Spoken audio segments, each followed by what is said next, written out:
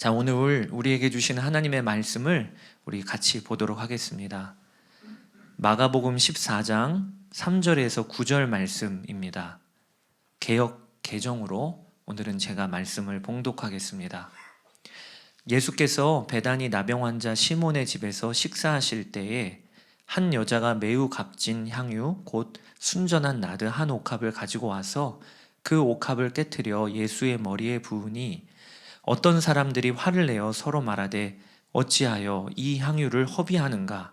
이 향유를 300데나리온 이상에 팔아 가난한 자들에게 줄 수 있었겠도다 하며 그 여자를 책망하는지라. 예수께서 이르시되 가만두라. 너희가 어찌하여 그를 괴롭게 하느냐? 그가 내게 좋은 일을 하였느니라.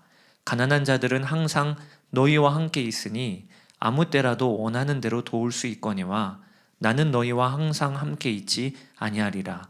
그는 힘을 다하여 내 몸에 향유를 부어 내 장례를 미리 준비하였느니라. 내가 진실로 너희에게 이르노니 온 천하에 어디서든지 복음이 전파되는 곳에는 이 여자가 행한 일도 말하여 그를 기억하리라 하시니라. 아멘. 오늘은 종려주일입니다. 예수님께서 나귀 새끼를 타시고 예루살렘에 입성하실 때 수많은 백성들이 종려가지를 흔들면서 그리고 겉옷을 깔고 호산나 외쳤던 것을 기념하는 절기이죠. 오늘부터 시작으로 고난주간이 한 주간 이어지게 되는데요. 이번 한 주간 동안 여러분 예수님과 깊이 사랑에 빠지는 한 주간 되시기를 축복합니다. 제가 2003년 꽤나 오래전 일인데요. 군대를 전역한 그 여름에 소록도를 다녀온 적이 있습니다. 일제 강점기 때 한생병 환자들, 그때는 나병 환자라고 불렀죠. 그 나병이 전염병이었으니까 그 환자들을 소록도에 몰아넣고 평생을 가두어두었던 아픔이 있는 섬이 소록도입니다. 청년회 때 가서 엄청 충격을 받았어요. 먼저는 그 한생병 환자를 처음 본 것이 충격이었고, 그러나 그거보다 더 큰 충격은 그분들의 신앙에 충격을 받았습니다. 숙소로 소록도 중앙에 있는 한 교회에서 머물었는데 매일 새벽마다 그 어르신들이 서로 부축해 가면서 그 새벽 기도의 자리를 나오시는 거예요. 그리고 그렇게 뜨겁게 기도하시는데 그 내용이 뭐였냐면 한국을 위하여 기도하셨어요. 남북의 통일을 위하여 기도하셨고, 그래서 그때 어린 제 마음에 이분들의 기도로 내가 사는 거였구나 라고 하는 것이 느껴질 정도로 그렇게 큰 은혜가 되더라고요. 매 시간만 되면 신앙 간증을 그렇게 해주세요. 어떻게 예수님을 믿었는지, 소록도 와서 어떻게 전도했는지, 교회가 어떻게 세워졌는지, 이런 신앙 간증을 해주시는데 그 중에 여러분께 소개하고 싶은 간증이 하나 있습니다. 그 소록도 교회에 담임하고 계시는 나이 많은 전도사님, 그분도 한생병 환자이셨는데 자신이 처음에 이 섬에 왔을 때 만난 한 분 이야기를 해주시더라고요. 병이 증세가 다 제각각이라 중환자들이 있었는데 중환자 병동에 누워 계신 한 분 이야기를 하셨어요. 그분은 말도 못하고 그리고 보지도 못하는, 거동을 못해서 그 병상에 누워서만 계시는 분인데 그 전도사님이 그 중환자실에 들어갔더니 인기척이 나니까 갑자기 그분이 하늘을 향해서 손을 들더래요. 누워서. 그리고 씩 웃는 겁니다. 가까이 가니까. 계속 손도 안 내리고 웃는 거예요. 그래서 옆에서 간호하는 간호사에게 이분 뭐 하시는 겁니까? 왜 이러세요? 그랬더니 곧바로 대답하시기를 전도하는 겁니다. 이러시더래요. 무슨 전도인가? 그분이 그래도 말을 하시고 거동하실 때에 그렇게 전도하셨대요. 근데 그 전도의 내용은 너무 간단했답니다. 예수님 너무 좋은 분이에요. 예수님 너무 좋아요. 믿어보세요. 교회 나와보세요. 이게 전도 내용이었대요. 설명할 아주 장황한 말도 아니고 딱 이 한마디로 예수님 좋은 분이에요. 그런데 본인이 이제 몸을 드러놓고는 말을 못 하시면서 이제 하시는 전도가 뭐냐? 하늘을 가르치면서 예수님, 말을 못하니까 씩 웃으면서 좋은 분이에요. 그러니까 그분을 아는 분들은 지금 무슨 말 하려는지가 다 안다는 거예요. 전도하는 겁니다. 그러면서 그 전도사님이 그런 얘기를 하세요. 저희는 이처럼 예수님을 사랑합니다. 저의 마음에 그게 깊이 인상에 남았어요. 그 전도사님이 하신 그 고백. 저희는 이처럼 예수님을 사랑합니다. 여러분들에게도 이 말씀을 드리면서 질문을 하나 하고 싶은 것이, 예수님을 사랑하십니까? 예수님 사랑합니다, 이렇게 고백할 수 있는 그 고백이 되십니까? 만약에 내가 지금 신앙생활을 하면서 기쁨이 없고 또 평안이 사라지고 세상을 사는 일에 담대함이 없다 하면 다른 데 문제가 있는 것이 아니고 이 질문에 답을 못하는 게 문제인 거예요. 예수님, 저 사랑합니다. 고난주간을 우리가 보내게 되는데 이 고난주간은요, 금식하면서 자신을 괴롭게 하고 예수님의 고난에 동참하는 그 일도 중요하지요. 그러나 가장 기본적으로는 이 고난주간은 예수님을 깊이 사랑하는 주간인 겁니다. 예수님이 자신의 전부로 우리를 사랑하셨으니까 우리가 그 주님의 십자가에 어떻게 반응할 거냐를 결정하는 주간이 이번 고난주간인 거예요. 마틴 로이드 존스 목사님이 이렇게 책에 쓰셨어요. 기독교 신앙은 전적으로 예수 그리스도 자신에 대한 신앙입니다. 이것이 기독교 신앙을 다른 모든 종교와 구분해 줍니다. 다른 종교의 창설자들은 중요한 존재이긴 하지만 그 종교의 핵심은 아닙니다. 다른 종교에서 중요한 것은 가르침이지 설립자가 아닙니다. 그러나 기독교는 그렇지 않습니다. 기독교는 그리스도 자신입니다. 한 사람의 신앙을 시험하는 시금석은 그 사람이 주 예수 그리스도와 맺고 있는 관계입니다. 여러분, 우리 기독교의 가장 큰 차이점은요, 우리는 어떤 가르침을 따르는 게 아니에요. 우리는 예수 그리스도와 어떤 관계를 맺고 있느냐가 기독교입니다. 그래서 우리가 기독교, 내가 예수님을 믿는다 한마디로 말하면 나 예수님 사랑하는 사람이야 라는 겁니다. 나는 예수님이 좋습니다. 이게 그리스도인인 거예요. 조나단 에드워즈가 미국의 대부흥의 시기에 부흥의 역사가 일어나니까 엄청 다양한 신앙적인 반응이 일어나요. 진실하게 주님께 나아가는 일도 있지만 어떤 경우에는 그 부흥이 거짓으로 꾸며서 나타나는 부흥도 있는 겁니다. 그래서 그 조나단 에드워즈가 신앙 감정론이라고 하는 아주 두꺼운 책을 쓰셨어요. 참 신앙의 징표가 뭔가? 참 신앙의 표지는 뭔가? 뭘 보면 저 사람이 예수님 믿는다고 말할 수 있는 건가? 그 신앙 감정론의 핵심이 뭐냐면요, 우리 그리스도인들의 신앙의 가장 중요하고 분명한 징표는 무엇인가? 예수 그리스도를 사랑하는 것이라. 그리고 조나단 에드워즈가 들었던 본문이 베드로전서 1장 8절이에요. 예수를 너희가 보지 못하였으나 사랑하는도다. 이제도 보지 못하나 믿고 말할 수 없는 영광스러운 즐거움으로 기뻐하니. 그러니까 여러분, 우리가 내가 진짜 예수님 믿는 자인가? 내가 지금 오늘 바르게 신앙생활하고 있는가? 점검할 것이 있다는 거예요. 내 안에 주를 사랑함이 있는가? 하나님을 내가 사랑하고 있는가? 예수 그리스도를 내가 기뻐하고 있는가? 오늘 이 말씀을 여러분과 나누려고 하는 것입니다. 고난주간 한 주간을 보내면서 매일매일 이 예루살렘에 입성하신 후에 예수님의 행적을 우리가 마가복음 통독하면서도 보았어요. 근데 그 여러 행적 중에 오늘 우리가 살펴보고자 하는 것이 향유 옥합을 예수님께 깨트린 여인, 그 이야기입니다. 오늘 본문에 보면 예수님이 베단이라는 동네의 한 집에서 식사하실 때 한 여자가 매우 값진 향유 한 옥합을 가지고 와서 예수님의 머리에 붓는 사건이 오늘 기록되어지고 있습니다. 누구도 제지할 틈이 없이 옥합은 깨어졌고 그 안에 담긴 귀한 향수가 예수님의 머리부터 발끝까지를 적셨습니다. 이곳을 보고 있었던 사람들이라고 되어 있는데 마태복음에는 제자들이었고요. 그리고 또 다른 복음서에서는 가롯 유다라고 되어 있습니다. 곧바로 그 안에 있는 향유의 값어치를 알아챘어요. 300데나리온이었어요.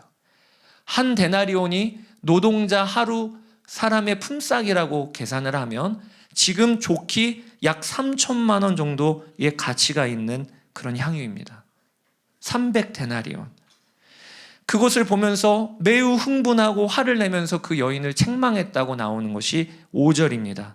이 향유를 300데나리온 이상에 팔아 가난한 자들에게 줄 수 있었겠도다 하며 그 여자를 책망하는지라. 근데 여기 책망이라고 하는 말이요, 단순히 비난이 아니고 원어로 하면 뜨거운 콧김이 막 나오는 그 상태를 말하는 거예요. 그러니까 제자들이 분노한 거예요. 저게 얼마짜린데, 아니 저렇게 허비를 하나? 저렇게 무모한 행동을 하나?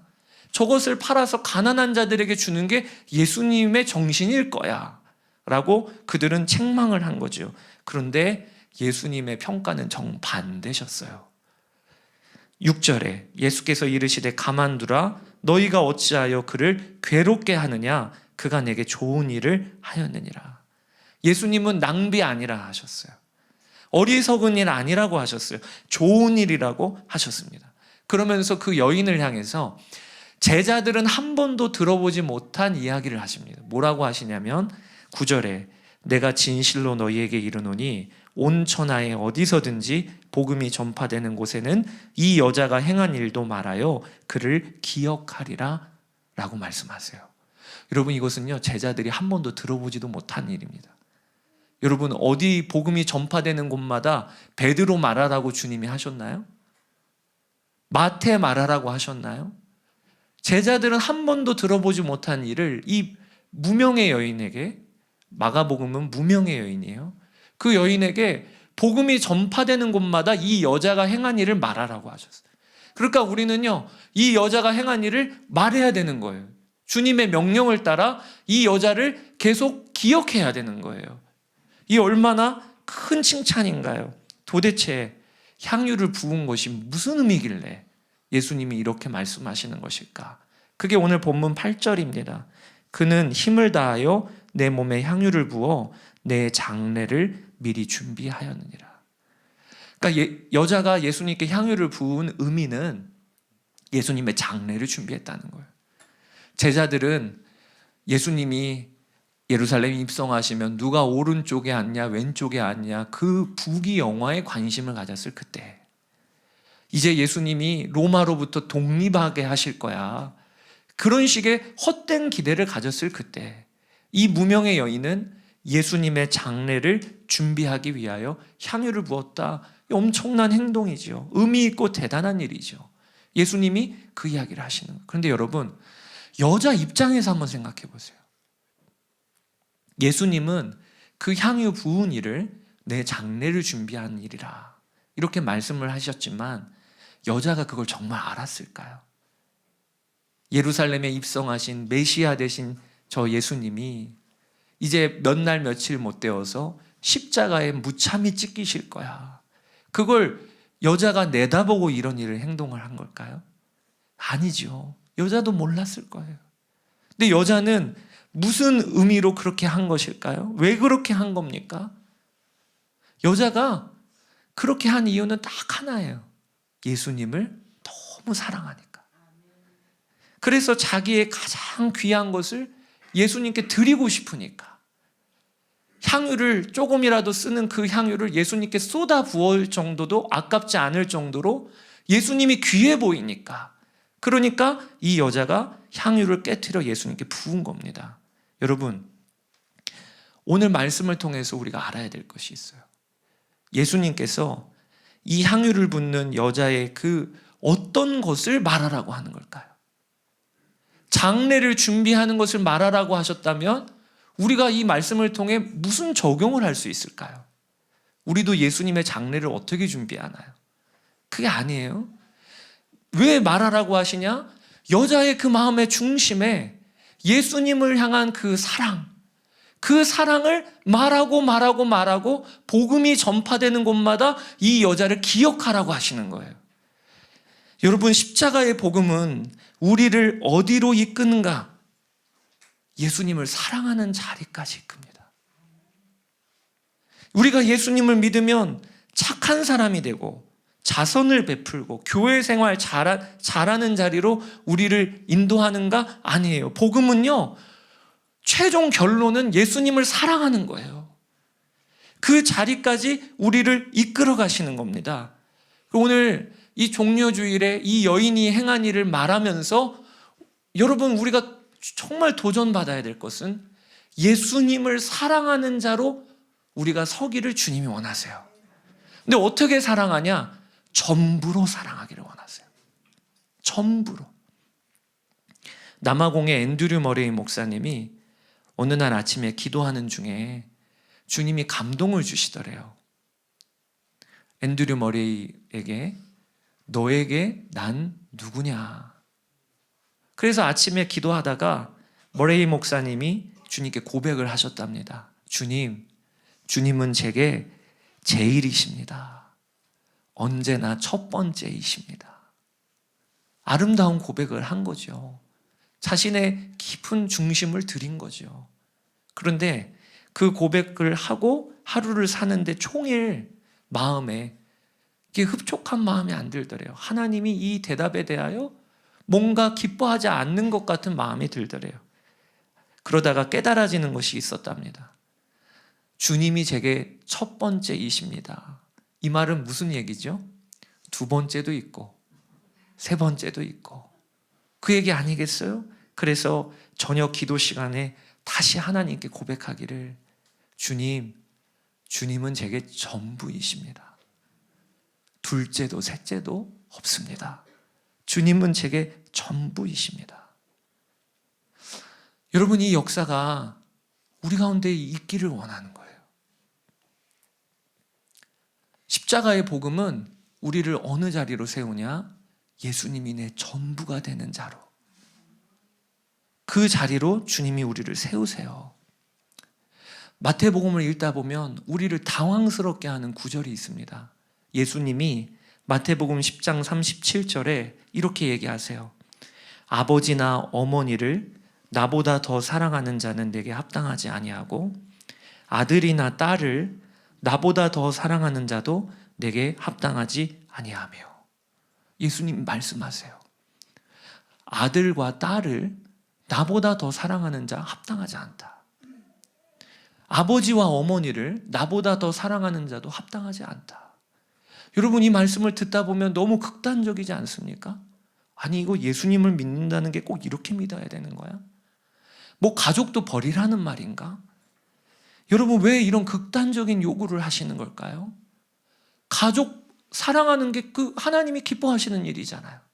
그런데 예수님은 이렇게 이야기하시는 이유가 뭘까요? 왜 예수님은 사랑이 전부가 되어야 된다고 하실까요? 그 이유는 너무 간단합니다. 예수님이 우리를 그렇게 전부로 사랑하셨기 때문에 그런 거예요. 아들 예수 그리스도를 내어주시기까지 하나님은 우리를 사랑하시되 전부로 사랑하셨기 때문에, 전부로 사랑하신 그 하나님은 우리에게 요구하시기를, 하나님을 사랑할 때 전부로 사랑하기를 요구하시는 것입니다. 그 전까지는 주님은 만족이 안 되시는 거예요. 어거스틴 초대교부 중에 가장 위대한 교부죠. 초대교회 리더이자 신학자이자 그리고 목회자였습니다. 그런데 그 어거스틴은요, 허랑방탕한 삶을 살았어요. 18살에 사생아를 낳았습니다. 그리고 그가 청년의 때에는 만이교를 그리고 신플라톤주의 철학에 심취해서 정욕이 들끓었어요. 방탕한 생활을 했습니다. 그러다가 33살에 예수님을 만나게 됩니다. 그리고 그가 회심하고 그리고 초대교회에 아주 귀한 리더로 세워져요. 그런 그가 어느 날 이사야서 49장 15절 말씀을 묵상을 하면서 기록을 하나 남깁니다. 이사야서 49장 15절에 여인이 어찌 그 젖 먹는 자식을 잊겠으며 자기 태에서 난 아들을 긍휼히 여기지 않겠느냐. 그들은 혹시 잊을지라도 나는 너를 잊지 아니할 것이라. 이 말씀을 묵상하다가 그가 큐티 노트를 기록을 한 내용이 무엇이냐면, 제가 읽어드릴게요. 내가 이해할 수 없는 가장 놀라운 신비는 하나님이 나를 사랑하신다는 것입니다. 더욱 놀라운 것은 나를 사랑하시되 마치 사랑할 사람이 이 세상에서 나밖에 없는 것처럼 사랑하신다는 것입니다. 내가 지구상에 살고 있는 유일한 생존자라 할지라도 그분은 여전히 나를 위해 기쁘게 십자가에 달리셨을 것입니다. 그게 그날 큐티 묵상 노트예요. 하나님이 나를 사랑하시는데 어떻게 사랑하시냐면 나밖에 없는 것처럼 사랑하시는 게 그 믿어지는 거예요. 여인이 자식을 잊을지라도 나는 너를 잊지 않으리라. 이게 어거스틴이 경험했던 하나님의 전부를 내어주시는 사랑이니까 그도 어떻게 결단을 하냐면 전부를 내기로 그렇게 결단을 하고, 그리고 초대교회의 위대한 지도자로 세워졌어요. 여러분, 고난주간을 보내면서 이 기간을 어떻게 우리가 의미 있게 보낼 수 있는가? 하나님은 이 기간을 지내는 우리를 향해 무슨 계획을 갖고 계신가? 하나님이 자신의 전부를 주셨잖아요. 우리의 신앙도 그만큼 하나님께 내가 전부인가, 이걸 점검하는 거예요. 그리고 이번 한 주간 동안에 나의 사랑은 둘째도 없고 셋째도 없습니다. 하나님이 내 전부입니다. 이게 우리의 고백이 되기를 축복합니다. 성경은 예수님과 우리의 관계를 신랑과 신부의 관계로 비유하고 계세요. 그런데 여러분, 신랑과 신부는요, 결혼한 순간 전부인 겁니다. 신랑에게는 다른 여자 없어요. 오직 내 신부가 전부인 거예요. 이 세상에 이제는 여인은 없어졌습니다. 마찬가지로 신부에게도 내 신랑이 전부인 거예요. 둘째 없어요. 셋째 없습니다. 똑같습니다. 우리가 예수 그리스도와 신랑과 신부의 관계를 맺었기 때문에 우리에게 예수님은 전부인 것입니다. 배타적이고 독점적인 사랑을 주님은 요구하고 계시는 거예요. 그리고 또 하나, 왜 이렇게 우리를 전부로 사랑하라고 하시는가? 예수님을 전부로 사랑하게 될 때, 그때 비로소 우리가 행복해집니다. 이걸 꼭 아셔야 돼요. 저는 예수님의 말씀인 아버지나 어머니를 나보다 더 사랑하는 자 합당하지 않다. 아들과 딸을 나보다 더 사랑하는 자 합당하지 않다. 이 말씀을 한동안 이해를 못했어요. 아니, 가족 버리라고 하는 건가? 그러면 진짜 예수님 믿는 삶은 불행한 삶 같이 여겨지는 거예요.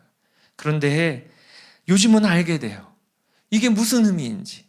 여러분, 예수님을 전부로 사랑하잖아요? 그러면 비로소 우리 가족을 사랑할 수 있게 됩니다. 어느 날 저희 둘째 시영이가 저한테 짓궂은 질문을 하나 물어봤어요. 아빠는 예수님과 나중에 누구를 더 사랑해요? 난감한 질문이죠. 제가 저희 딸들한테 엄마 더 사랑해, 아빠 더 사랑해? 이 질문하고 똑같은 거예요.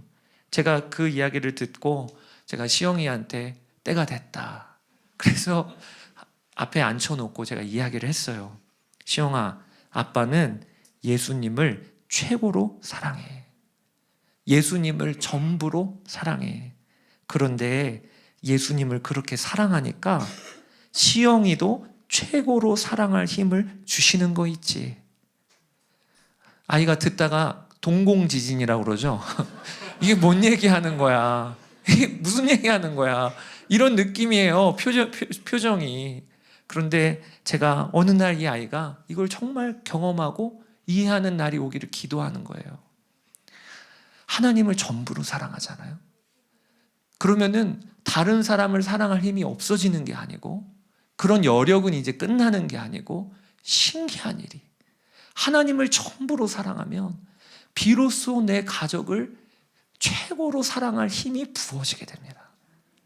그러니까 예수님께서 전부로 사랑하라, 우리에게 요구하시는 일은 무엇이냐면, 부모 그리고 내 자녀들 사랑하지 말라는 얘기가 아니라 비로소 예수님을 전부로 사랑하면 가족들을 사랑할 수 있기 때문에 주님을 전부로 여기라고 요청하시는 거예요.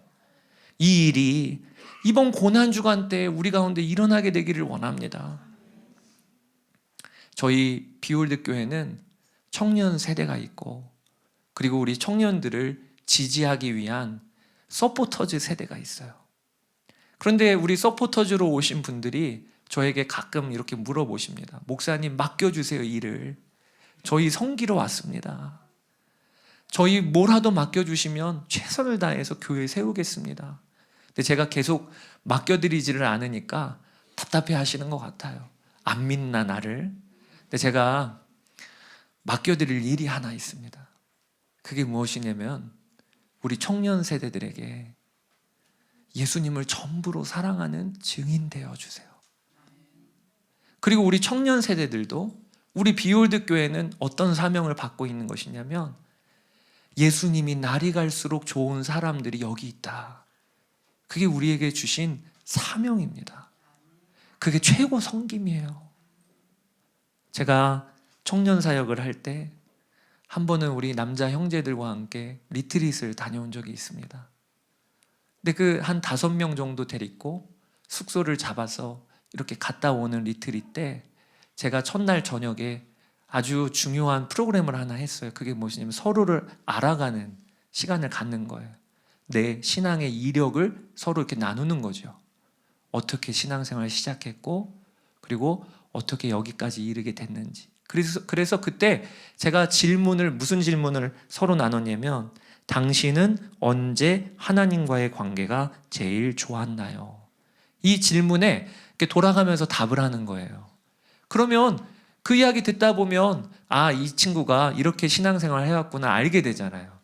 저는 중학교 2학년 때 주님을 만나고, 그리고 대학교 청년 생활 때 제일 뜨거웠습니다. 뭐 이런 이야기를 하면서 이제 신앙 이력을 듣는 거죠. 그런데 질문을 쭉 대답을 하는데 문득 하나님이 제 마음에 그 질문을 좋아하지 않으신다라는 어떤 감동을 주셨어요. 당신은 언제 하나님과 관계가 제일 좋으셨나요? 여러분, 제가 저희 아내와 결혼 생활을 하고 있는데 누가 저한테 언제 하나님과의 아내와의 관계가 제일 좋았나요? 물어봤는데 정답이 뭐죠? 지금이죠. 제가 만약에 5년 전이요. 그러면 저희 아내와 관계 틀어지는 겁니다. 그랬어? 지금은 뭐야? 하나님과의 관계가 언제 가장 좋았느냐? 그게 과거형일 수 있느냐? 이게 제 마음에 질문을 나누다가 깨달아지는 거예요. 그래서 제가 중간에 형제들한테 우리 질문 다시 합시다. 오늘 하나님이 제일 좋은 그 마음인지를 점검하자. 내가 예수님을 10년 믿었다면 10년 전과 지금 언제 더 주님이 좋아야 정상이죠? 지금이죠. 그래서 그렇게 나누면서 기도한 적이 있어요. 여러분, 주님과 우리의 관계는요, 지금이 제일 좋아야 되는 거예요. 예수님을 5년 믿었다, 5년 믿은 만큼 깊어져야 되고, 10년 믿었다, 10년 믿은 만큼 깊어지는 게 주님과 사랑의 관계에 하나님의 계획인 겁니다. 찬송가 295장에 보면 큰 죄에 빠진 나를 이라는 찬양이 있어요. 그런데 거기 후렴구에 보면 날로 더욱 귀하다, 날로 더욱 귀하다, 한이 없이 넓은 우리 주의 사랑 날로 더욱 귀하다. 여러분, 이게 하나님이 우리를 부르실 때 우리가 하나님과 사랑을 할 때 어떻게 하게 하시는지에 대한 계획이에요. 날로 더욱 귀하다. 이 증인이 되는 것이 서포터즈들에게도 가장 최고의 사명이고, 청년들에게도 이 시대의 청년 세대로 내가 믿는다는 게 뭘까? 예수님이 날로 더욱 귀하다. 이게 우리 증인이 되길 원합니다. 그러면 어떻게 이렇게 주님과 사랑의 관계에 빠질 수가 있는가? 그게 중요하죠. 사랑해야 된다는 건 알아요. 전부로 사랑하라, 이 말씀은 받았어요. 또 어떻게 그렇게 되는 건가요? 그 비결은요, 주님의 사랑을 마음껏 받는 겁니다. 먼저는. 성경은요, 뭐라고 증언하고 있냐면 우리가 하나님을 사랑한 게 아니고 하나님이 우리를 먼저 사랑하셨다고 그렇게 증거하고 계세요. 요한 1서 4장 10절, 사랑은 여기 있으니 우리가 하나님을 사랑한 것이 아니요 하나님이 우리를 사랑하사 우리 죄를 속하기 위하여 화목제물로 그 아들을 보내셨습니다. 내가 어떻게 하나님을 전부로 사랑할 수 있을까? 전부로 나를 사랑하시는 그 사랑을요, 누리면서 그렇게 바뀌는 거예요. 오늘 이 무명의 여인이 이름이 기록이 안 돼 있지만 동일한 연장선상의 본문, 연결되어지는 본문이 요한복음에 보면 이 여인이 누구인지를 밝히고 있습니다. 그게 바로 나사로의 동생인 마리아였다고 기록을 하고 있어요. 예수님께서 예루살렘 사역을 하실 때마다 머무셨던 어떤 숙박업체와 같은 동네가 베단입니다. 예루살렘이랑 가까우니까요. 근데 이 베다니 중에서도 예수님이 자주 찾으셨던 집이 나사로, 마르다, 마리아 집입니다. 나사로, 마르다, 마리아는 예수님을 가까이 늘 모셨어요. 그리고 말할 수 없는 사랑을 받았습니다. 대표적으로 무슨 사랑이죠? 나사로가 죽었을 때 예수님께서 그 나사로를 살려주셨어요. 그러니까 나사로가 죽고 살아나는 이 사랑, 죽음도 이기게 하시는 그 역사를 그들은 경험했어요. 그리고 예루살렘 사역일 때마다 늘 주님은 마르다 마리아의 집에서 머무셨어요. 그러니까 마리아는요, 예수님을 가까이 모시면서 그 예수님이 누군지를 맛보고 죽음도 이기게 하시는 능력의 하나님이심을 그가 경험했기 때문에 그가 오늘 자신의 향유옥합을 깨트리기까지 예수님을 전부로 사랑할 수 있었던 거예요. 여러분, 우리가 하나님을 사랑하게 되고 예수님을 전부로 모시게 되는 그 과정에는요, 먼저는 십자가에서 드러난 전부로 우리를 사랑하신 그 사랑을 맛보면서 우리의 마음의 중심이 바뀌는 겁니다. 이번 한 주간이 그 주간이에요. 그 주간. 매일매일마다 십자가에서 나를 얼마나 사랑하셨기 때문에 자신의 독생자까지 내어주시기까지 나를 사랑하실까? 이거를 묵상하면서 그 사랑을 누리면서 우리의 중심이 바뀌는 거예요. 여러분, 하나님이 독생자 내어주시기까지 우리를 사랑하시니 더 주고 덜 주고 할 게 없는 겁니다. 더 사랑하시나? 더 사랑할 게 없어요. 자신의 전부를 주신 거니까. 덜 사랑하는 것도 없어요. 자신의 전부를 주신 거니까. 이 십자가가 나를 사랑하시는 증거 중에 증거라고 여러분 이번 한 주간 동안에 경험하시게 되기를 축복합니다. 제 간증 하나 드리고 마칠게요. 저희 큰아이가 초등학교 들어가기 전 이제 7살입니다. 7살. 하루는요, 어린이집을 보냈는데 몸이 좋지 않은 상황에서 그것을 알지 못하고 보냈습니다. 월요일 날 쉬는 날이라 어린이집에서 아이를 데리고 오는데 차 안에서 멀쩡하게 앉아있다가 갑자기 컥컥거리더니 분수토를 하는 거예요. 차 안에서. 너무 깜짝 놀랐죠. 이런 적이 없었는데. 그래서 저희하고 저희 아내가 빨리 집에 가서 얼른 씻긴 후에 병원을 데리고 갔습니다. 그 진료를 받아보니까 감기와 장염이 겹친 거예요. 그래서 아이가 이 혈색도 안 좋고 그리고 분수토를 한 겁니다. 저는 아이를 데리고 이제 밖에 나와 있고 저희 아내는 약국에 가서 약을 짓고 있는데 그 길거리에 아이와 함께 있는데 거기가 버스 정류장 바로 앞이었어요. 제가 아이를 이렇게 돌보고 있는데 갑자기 거기에서 또 분수토를 또 한 거예요. 길거리 한복판에서. 그런데 이 아이가 분수토를 하니까 저도 깜짝 놀랐죠. 온몸이 다 이렇게 오물로 뒤범벅된 거예요. 그런데 더 놀란 건 뭐냐면 버스 정류장인데 때마침 버스가 그 앞에 정차를 했어요. 그러니까 그 안에 있는 모든 승객들이 일제히 저희 아이와 저를 향해서 눈을 딱 돌렸습니다. 이 어린 아이도 그걸 느낀 거예요. 그러니까 사람들이 일제히 나를 보니까 얼마나 두렵고 그리고 놀랐던지 아이가요 울지도 못하고 눈만 깜빡깜빡하면서 눈물이 뚝뚝뚝 떨어지는 거 있죠. 저도 되게 당황스러웠어요. 이걸 어떻게 해야 되나. 그러다가 제가 당황스러워하는 모습을 보여주면 아이가 더 당황스러워할까 봐 침착하게 아이 앞에 무릎을 꿇었어요.